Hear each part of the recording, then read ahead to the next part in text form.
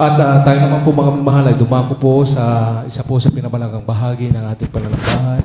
Ito mga pagkikinig ng balsalita ng ating pinakamamahal na Panginoon. Mahal, kaya po'y kayo'y aking gayahan na tayo po'y tumayong lahat at tayo po'y sama-samang manalangin sa ating dakilang Diyos. Hallelujah. Praise God. Dakilang mapagpalang Ama, makapangpangalan ni Jesus, at dalangin po ng aming ginagalang Malapastor, Will Sarat Almeida, yung anti-prophet, our loving God, malapang noon. Kami po muli nagpapabot ng pasalamat, malapang noon, sa paglangis mo, sa malaunang natapos na yugto ng balgawain, malapang noon, sa araw na ito. Maraming salamat, malapang noon, sa mga buhay na patotoo na aming napakinggan. Aming din pinapasalamatan, dakilang Diyos, hallelujah, ang lahat ng yung matapat na anak, nakaloob ng 10 bahagit mga handog, malapang noon. Lalo tigit malpunon, aming pinapasalamatan ang yung banal na matamis na presensya malpunon, yung pagkilos mo sa aming kalagitnaan malpunon. Hallelujah. Maraming salamat o Diyos. At muli o Diyos, narito po kami sa pag-aaral at pagkikinig ng balsalita. Ito po yung salita ng kaligtasan malapagnoon. Dalangin po namin malpangnoon at dalangin namin ginagalang Malapastor na yung basbasan langisan na yung balsalita na aming mapapakinggan. Langsihan mo rin o Diyos ang abang lingkod sapagkat wala akong magagawa kung wala ka o malapangnoon. Sa ilong ako maasa malapangnoon, gamitin mo lamang akong instrumento. Daluyan yung balsalita malapangnoon. Hallelujah. At ikaw ang maluwalhati, dakilang Diyos. Hallelujah. Aking dalangin malapangnoon, tulungan kabagan ako malapangnoon na aking maihayag yung balsalita na mayroong pag-ibig kapangyarihan malapangnoon. Aking dalangin malapangnoon na yung buksan ang puso't isipan lahat ng malak na narito mula sa pinakabata hanggang sa pinakapatanda. Ikaw magpaunawa sa bawat isa sa amin ng salita ng kaligtasan malapang noon. At muli sa unang dalangin ng aming ginagalang Malapastor, Will Sarat Almeida, sama-sama namin sinasaway at timonyo uri ng hadlang, doubts and unbelief. Hallelujah. Hindrances cast out in the mighty name of Jesus. Hallelujah. Hallelujah. Praise the Lord. Praise the Lord. Praise the Lord. Hallelujah. Praise the Lord. Purihin po ang ating Malapangnoon na tayo po'y makabalik sa ating inuupuan, mga mahal. At palakpakan po natin po na malakas na palakpak ang ating dakilang Diyos. Everybody shout, praise the Lord. Hallelujah. Ang pinakamataas na pagpupuri, pagluluwalhati, pagdadakila, pagsamba, ito po'y para sa ating pinakamamahal na Panginoong Jesus po lamang. Hallelujah. We give double honor and respect to the man of God, our dearly beloved and honorable Pastor Will Sarat Almeida. And we always cherish and remember the blessed teachings of our dearly beloved Assistant Pastora Lina Comon Almeida. Magmahal, greetings muli sa lahat ng kanilang mga anak, the entire beloved Almeida children-in-law, grandchildren, great-grandchildren. Hallelujah sa ating lahat po na narito, mga minamahal. Magandang hapon po. Purihin ng ating mahal na Panginoon. So lahat po ng pinagpala, pumalakpak na malakas na palakpak sa mahal na Panginoon. Hallelujah. Praise the Lord. So yung pinagpala, palakpakan po natin ang ating mahal na Panginoon. Sumigaw po tayo na malakas na praise the Lord. Hallelujah. Praise God. Purihin po ang ating mahal na Panginoon. At mga mahal, ako po yung humingi po ng paumanhin po sa inyo, mga mahal, sa aking mga anak, mga mahal. Alam po naman po natin, mga mahal, na mahirap po mag-alaga, mga kapatid, lalo pag may kapansanan na po ang anak, mga mahal. Pero dito po kami pinagtitibay ng mahal na Panginoon para patuloy po kaming ganapin ang kalooban ng mahal na Panginoon, mga mahal. Purihin po ng ating dakilang Diyos, mga mahal. Hallelujah. So mga mahal, napakalaga po mga kapatid yung ating pag-focus palagi pag natayo po nasa banal na loob ng banal na gawain, mga mahal. Mga kapatid, maraming mga hadlang, hindrances, mga mahal, pero sabi nga ng ating beloved Tet, mga mahal, wala po tayong ibang pakay, wala po tayong ibang pinupuntahan dito kundi ang mahal na Panginoon. Mga kapatid, hindi po yung ating kapwa, mga mahal, kundi ang ating layunin. Kaya tayo po'y naririto ngayon upang magbigay lugod po tayo sa ating dakilang Diyos. Sapagkat walang ibang nagbibigay ng pagpapala sa atin, mga kapatid, kundi ang mahal na Panginoon. Hindi po ang ating kapwa manampalataya, hindi po ang ibang tao, mga mahal, ang nagbibigay sa atin ng biyaya, kahabagan, mga mahal, pag-iingat, walang iba kundi ang ating pinakamamahal na Panginoon. Kaya siya yung ating sinasamba, mga mahal. Kaya mga kapatid, ang sabi nga, mga mahal, na tayo po naririto, mga mahal, dahil upang magbigay lugod, magsumamba sa ating mahal Panginoon. Hindi po tayo pumupunta rito dahil meron tayong tungkulin sa gawain, mga mahal.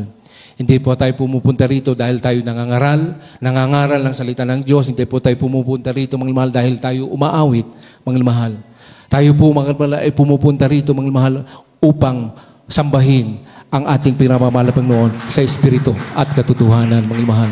Kaya mga kapatid, tayo po naririto, mga mahal, hindi po mga mahal na kapag tapos na natin yung ating tungkulin, iba na yung ating ginagawa. Mga mahal, yan po ang sabi ng ating beloved Ate Tet, mga mahal. Doon sa dako po ng Toronto, mga kapatid. Tayo po pumupunta rito, mga mahal, para tuloy-tuloy yung ating pagsamba sa mahal Panginoon. Hindi pagkatapos nating umawit, kung ano-ano na yung ating ginagawa, mga mahal. Mga kapatid, hindi po yun, mga mahal, ang ating layunin, mga mahal. Hindi tayo po pumunta rito para umaawit lang. Tayo po pumunta rito, mga mahal, para sumamba sa ating mahal Panginoon. Hindi po tayo pumunta rito para makita lang natin yung ating mga kaibigan, kakilala, mga mahal. O ma-please, o magbigay lugod sa tao, mga mahal. Mga kapatid, tayo pumupunta rito, mga mahal, para ating hanapin ang ating mahal Panginoon upang tayo magbigay lugod sa ating dakilang Diyos. Hindi po, mga mahal, na pagkatapos nating umiyak, bubalik tayo sa ating upuan kung ano-ano na yung ating ginagawa, mga mahal. Mga kapatid, hindi po yun ang totoo at tunay na pagsamba. Ang tunay at totoong pagsamba sa mahal Panginoon, mga mahal.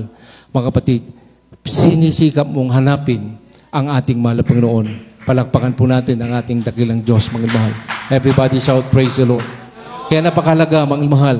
Nang sabi nga, mga kapatid, dito po, mga mahal, ating pag-aralan, mga mahal, guard our heart. Bantayan po natin ang ating mga puso, mga mahal. So yung ating title, guard your heart, mga mahal. At ang ating mga talata, mga mahal, ating key verse, mga mahal, basahin po natin dito po pa sa Proverbs chapter 4 verse 23 at ang ating supporting verse, mga mahal, Jeremiah chapter 17 verse 9 at ang Matthew chapter 5 verse 8, mga mahal.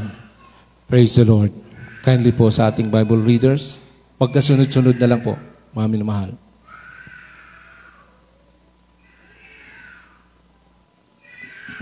Amen. Praise the Lord. Here in the book of Proverbs chapter 4, verse 23.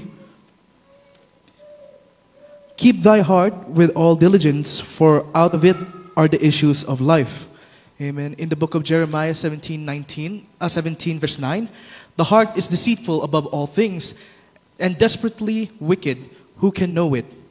Amen. Hallelujah.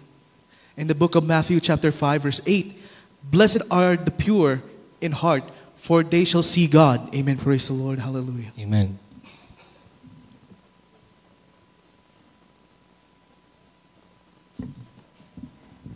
Ay bud sa aklat ng Kawikaan Kabanata 4 ang talata 23. Ingatan mo ang iyong puso ng buong sikap sapagkat dinadaluyan ng buhay. Jeremias ayan po dito sa Jeremias sa Kabanata ay 17, ang talata ay 9. Ang puso ay magdaraya ng higit kaysa lahat ng bagay at totoong masama, sinong makakaalam. Amen. Ayon po dito sa aklat ni Mateo, ang kabanata ay 5, ang talata ay 8. Mapapalad ang mga may malilinis na puso sapagkat makikita nila ang Diyos. Amen. Amen. Palakpakan po natin ang ating pinakamamahal na Panginoon. So lahat po ng may malinis na puso, sumigaw na malakas na praise the Lord. Praise the Lord. Purihin po ang ating pinakamamahal na Panginoon, mga mahal.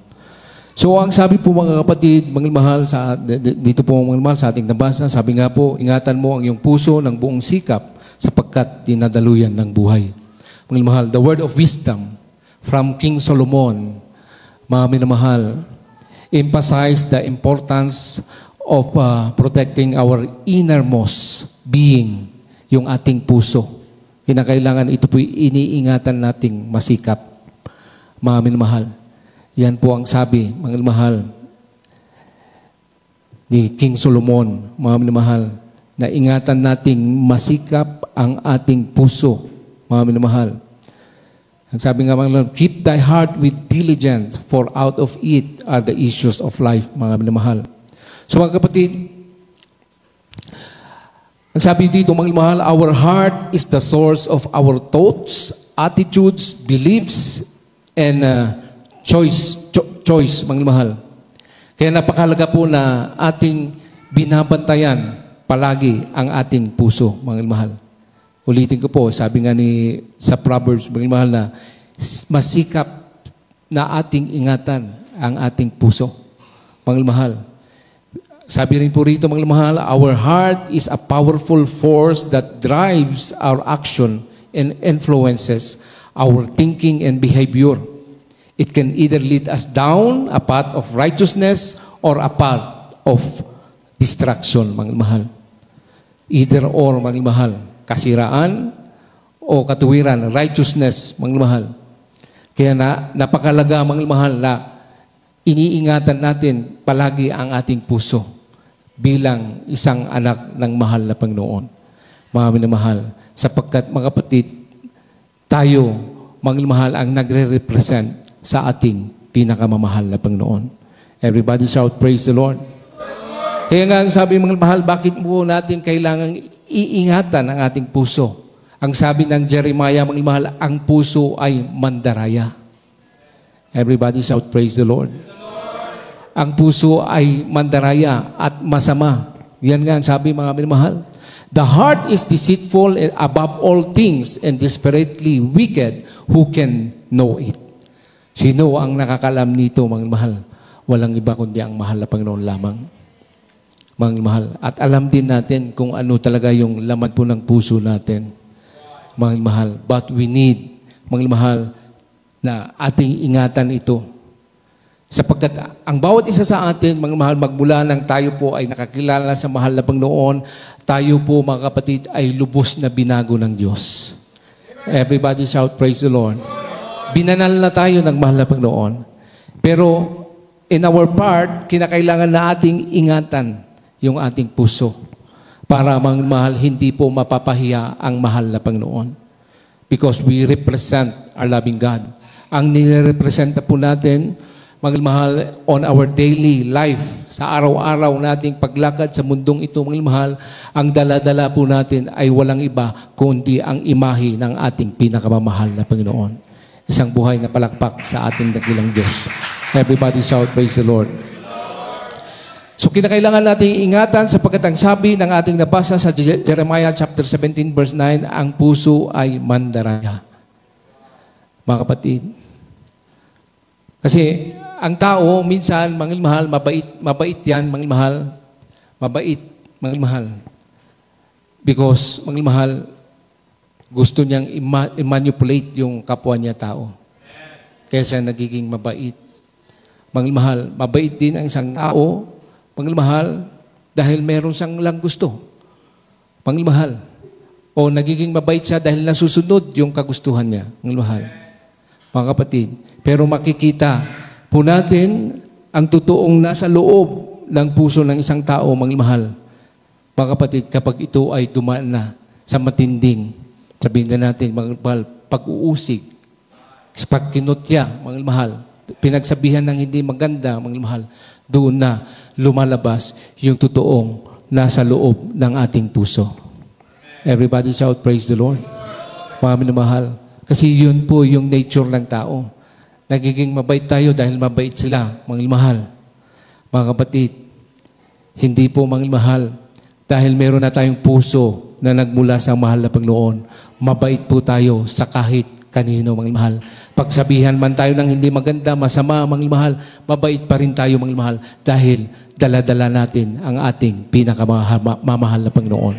Isang buhay na palakpak sa ating pinakamamahal na Panginoon. Sapagkat ang sabi, mga mahal, ang sabi ng Matthew chapter 5 verse 8, blessed are the pure heart, for they shall see God. Pinagpala yung may busilak na puso. Mga minamahal, yung totoo, mga minamahal, sapagkat makikita nila ang ating pinakamamahal na Panginoon. Everybody shout, praise the Lord. Palakpakan po natin ang ating pinakamamahal na Panginoon. Ang sabi nga rito, mga minamahal, but the things come from the mouth, mga kapatid, ang sabi rito, come from the heart. Mga minamahal. Everybody shout, praise the Lord. Mga minamahal. Mga kapatid, yung lumalabas sa ating bibig, mga mahal, ito po yung nagmumula sa ating puso. Kaya kapag puro kasiraan sa ating kapwa, yung lumalabas sa ating bibig, yun, mga mahal, yung laman ng ating puso. Everybody shout, praise the Lord. Palakpakan po natin ang ating pinamamahal na Panginoon. Basahin po natin, mga mahal, dito sa Matthew chapter 15, verse 18.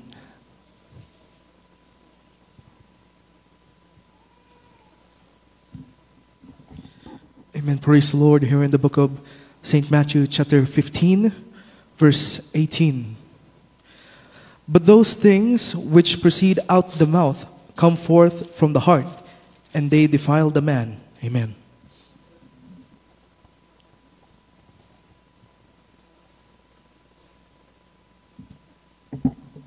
Ayon sa aklat ni San Mateo, Kapitulo 15, versikulo 18. Datapwat ang mga bagay na lumalabas sa bibig ay sa puso nang gagaling at siyang nangakakahawa sa tao. Amen. Amen. Everybody say, praise the Lord. Palakpakan po natin ang ating pinakamamahal na Panginoon. So, mga mahal, the things come from our mouth, mga mahal, ito ay galing sa ating puso. Mga mahal, kaya mga kapatid, not only inside the church na tayo po'y nagiging banal. Ang sabi nga ng awitin ng beloved finance choir, Lord, you're holy. Ang Diyos na ating pinaglingkuran ay banal. Kaya mga mahal, we need to be holy wherever we go. Saan man tayo pumadpad, pumunta, mga mahal, tayo po'y nagiging banal pa rin. Mga mahal, mga kapatid, nananatili pa rin, mga mahal, na yung laman ng ating puso, mga mahal, yung talagang nasa mahal na Panginoon. Mga kapatid, na ang sabi nga rito, mga mahal, sa Luke chapter 6, verse 45, the good man brings good things, mga mahal, yung mabuting bagay, mga mahal, na nakatago sa kanyang puso. At yung masama, mga mahal, it bring evil things, dahil yun, mga minamahal, yung nasa kanyang puso. Everybody shout, praise the Lord. Basahin po natin, mga mahal, sa Luke chapter 6, verse 45. Kindly po.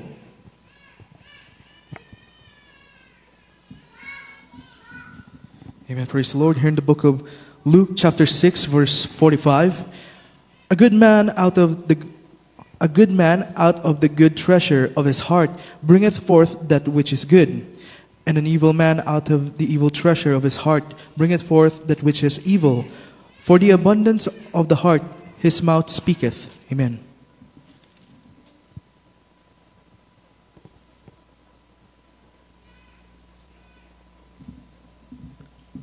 Ayon kay San Lucas, Kapitulo 6, versikulo 45.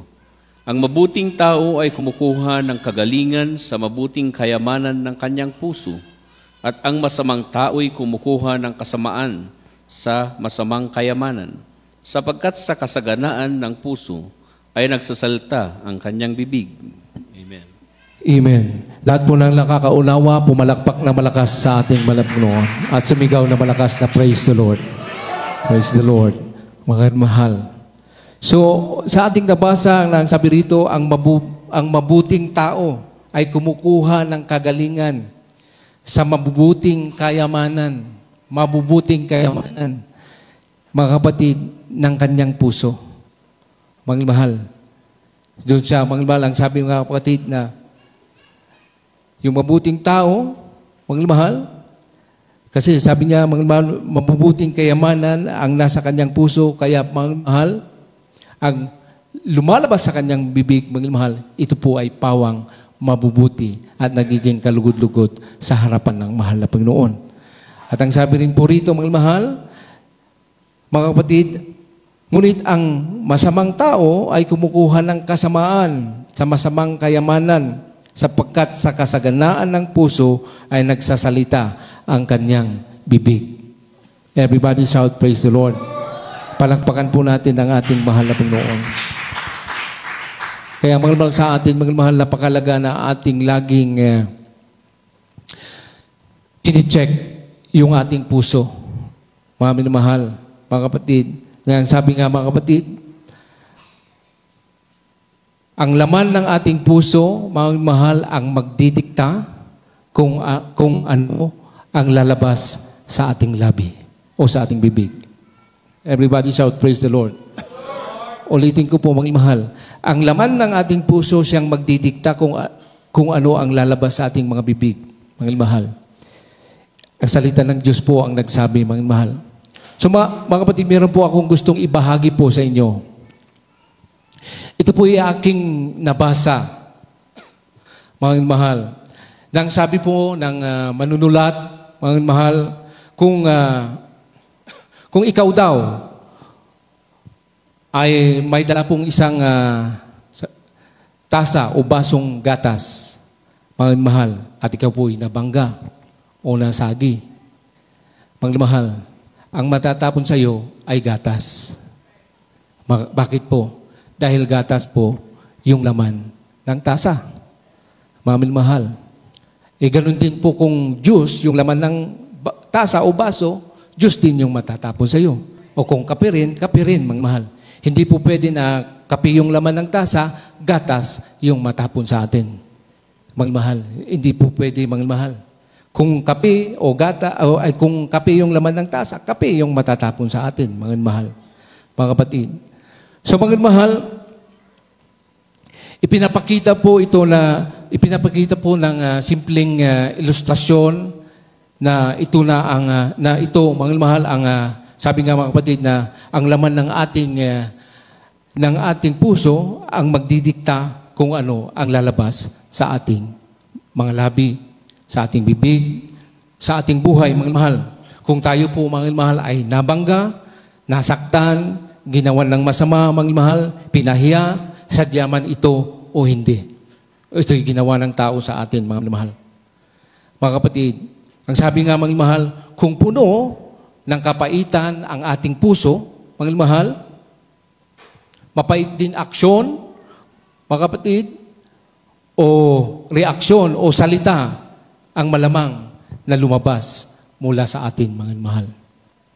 Kung puno naman ng kagalakan, mga mahal, ang ating puso, mahayag din sa ating aksyon at reaksyon, mga mahal. Yung kagalakan, mga kapatid. Ang sabi nga ng Matthew, mga mahal, sa ating nabasa kanina, ang sabi nga, sapagkat kung ano ang laman ng puso ng isang tao, ito rin ang lumalabas sa kanyang mga bibig, mga mahal. Mga kapatid, palakpakan po natin ang ating pinakababala Panginoon. Kaya napakalaga po, mga mahal, sa bawat isa sa atin, mga mahal, yung ating pagsasaliksik, yung ating pag-check palagi sa ating puso. Mga mahal, mga kapatid, wala pong matibay sa atin. Ang Diyos lang po ang nagpapatibay sa bawat isa sa atin.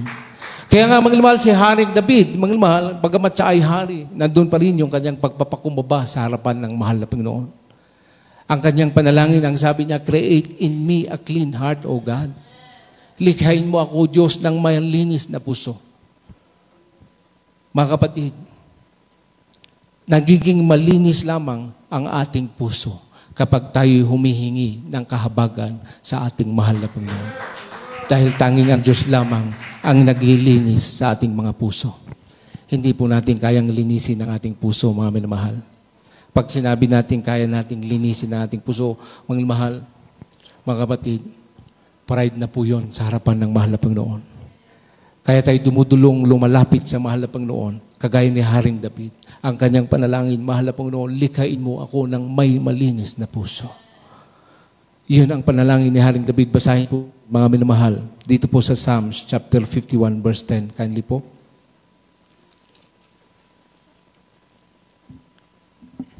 Amen. Praise the Lord. Here in the book of Psalms, chapter 51 verse 10. Create in me a clean heart, O God, and renew a right spirit within me. Amen.